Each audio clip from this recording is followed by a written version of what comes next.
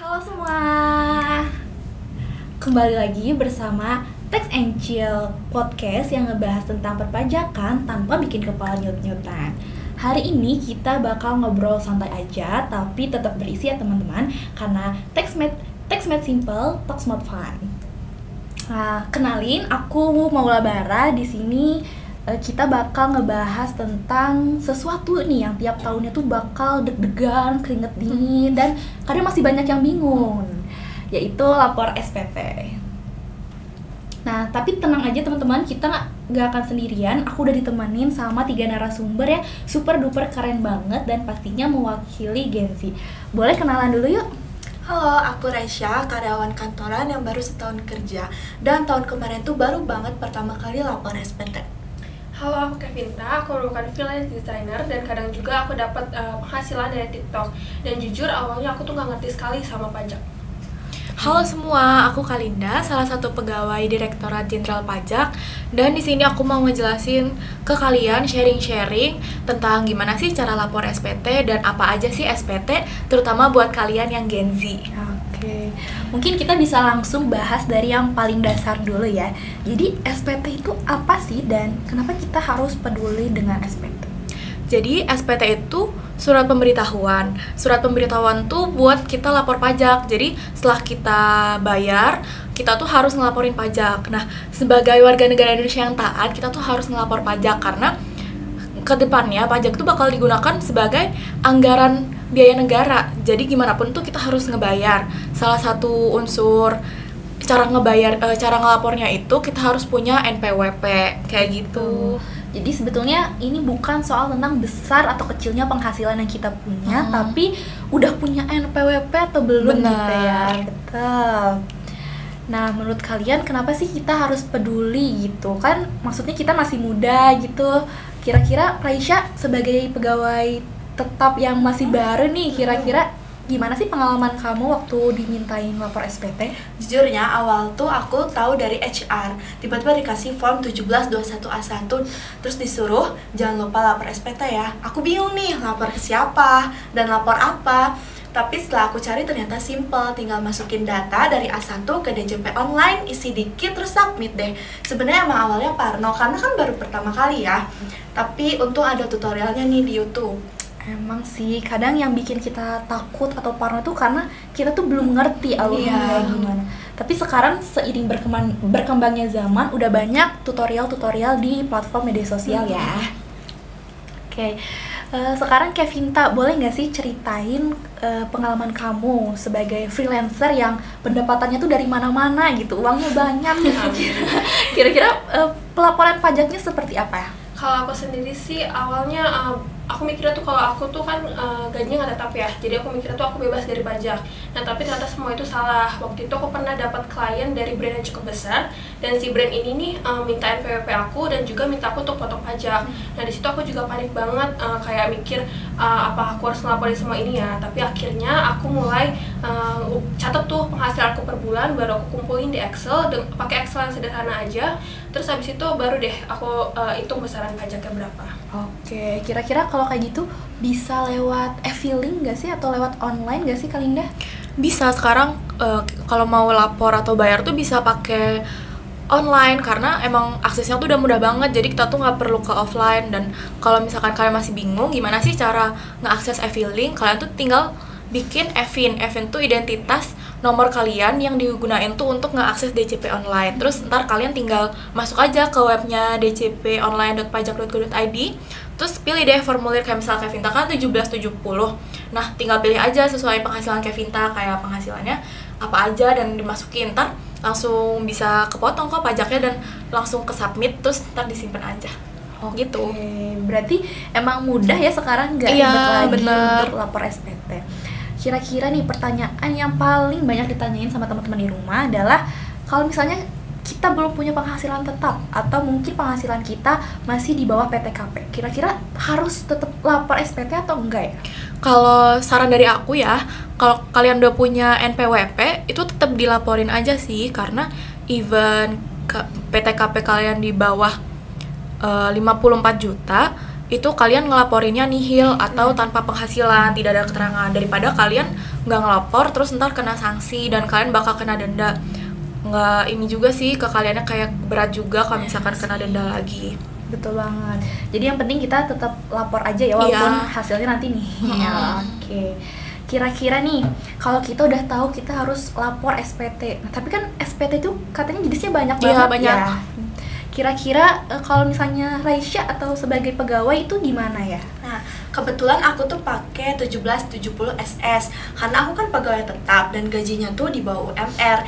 Jadi pajaknya juga udah dipotong dari kantor. Tinggal input data dari form 1721A1.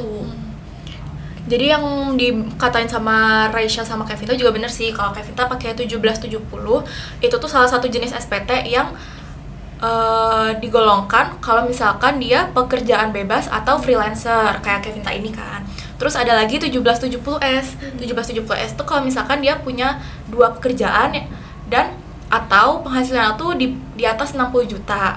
Nah, kalau misalkan Raisya gini kan 1770SS tuh hanya satu pekerjaan aja, yaitu pegawai, dan ntar pajaknya tuh udah dipotong dari kantornya. Dan bisa juga kalau misalkan penghasilan tuh di bawah 60 juta masuknya ke 1770SS. Gitu.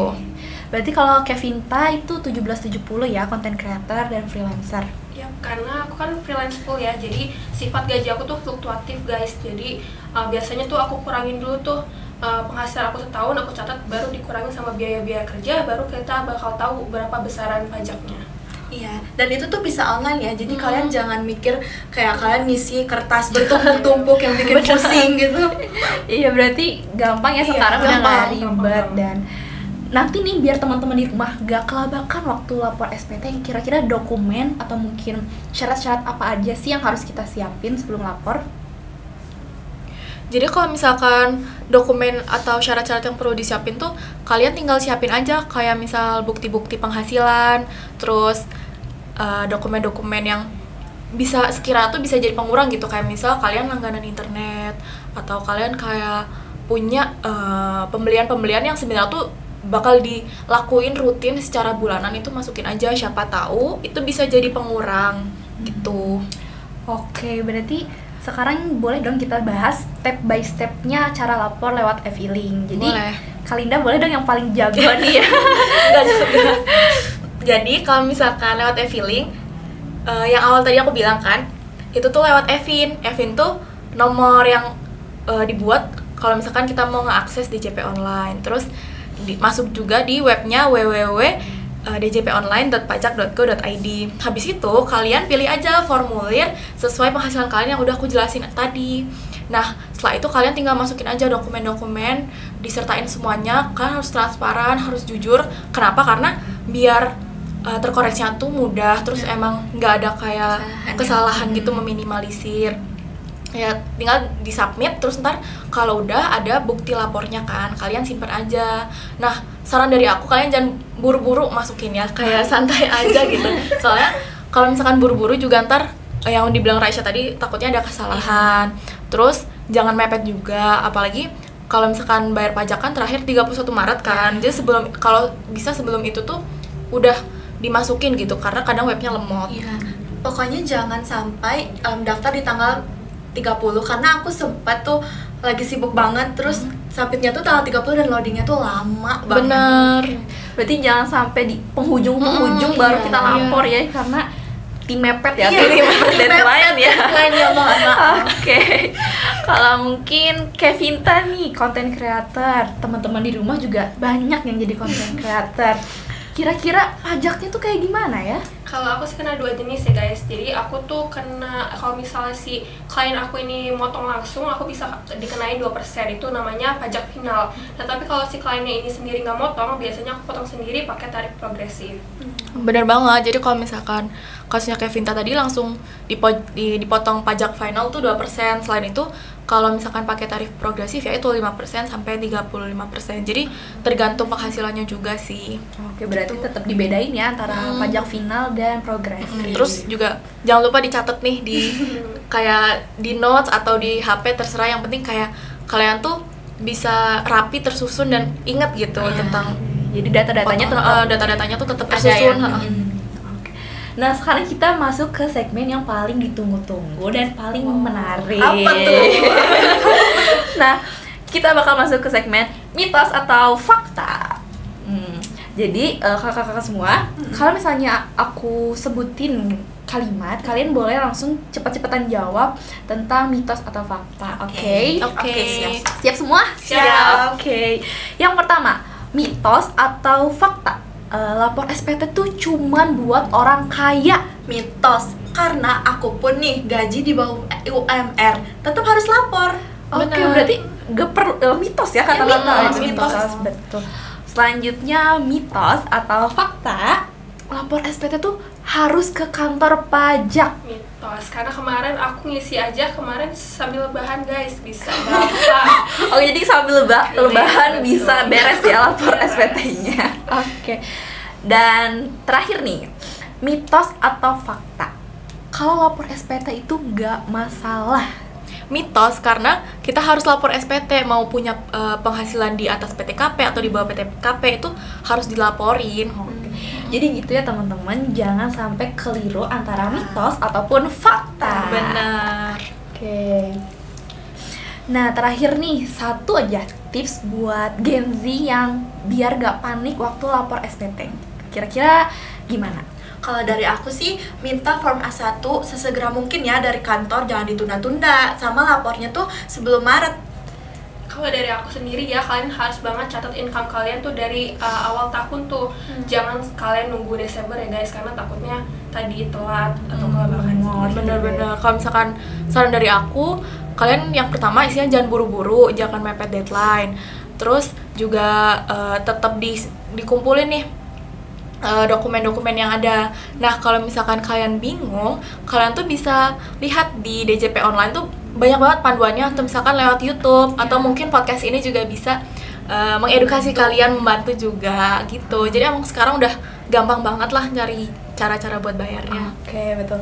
Jadi teman-teman semua, mungkin intinya kalau punya NPWP itu wajib lapor, betul? Benar. Betul.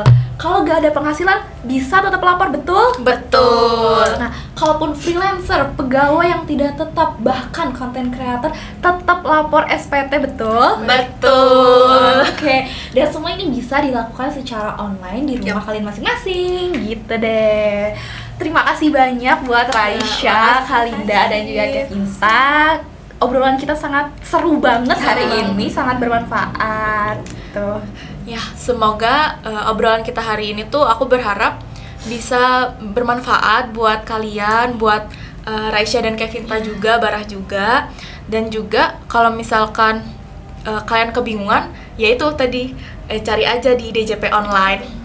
Nah, aku berharap Gen Z itu juga melek gitu dan sadar kalau misalkan bayar pajak tuh penting. Oke, berarti ternyata pajak itu bisa diobrolin secara santai, teman-teman. Gak perlu benar. ribet, gak perlu dibuat stres gitu ya. Oke, sekarang kita udah ada di penghujung acara nih. Aku mau ngerangkum inti podcast dari kita hari ini, boleh? Boleh dong. Karena yang pertama, kalau udah punya NPWP berarti wajib lapor, betul? Betul. Kalau gak punya penghasilan, tetap boleh lapor pajak nihil. Betul. Dan buat freelancer, content creator, dan lain-lainnya juga kena pajak. Betul? Benar. Betul.